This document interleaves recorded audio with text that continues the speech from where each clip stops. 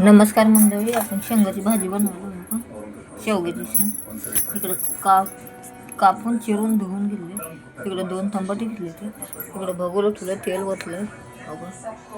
आता त्याच्यामध्ये टाकायचं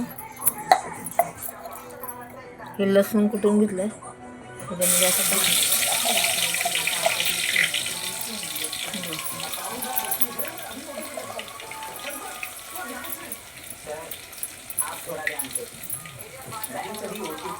पुन्हा टाकायचे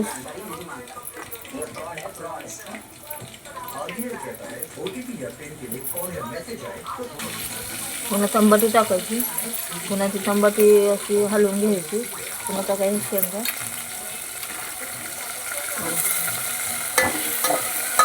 हलवून घ्यायची.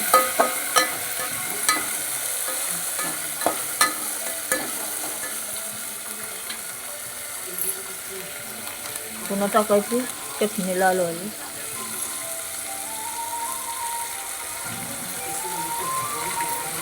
पुन्हा टाकायची हळद, मीठ टाकायचं चवीनुसार. पुन्हा हळद टाकायचं.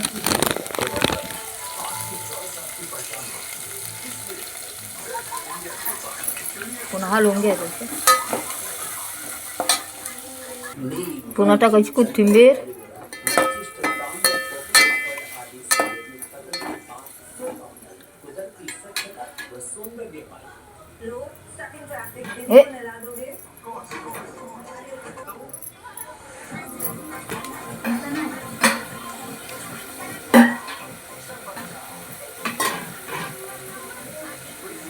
पुन्हा वाटायचं पाणी.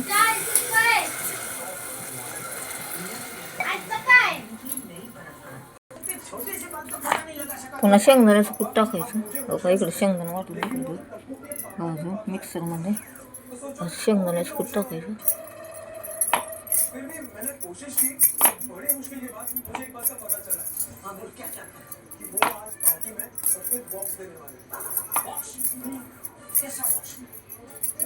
बघा एवढं केलं रस्सा.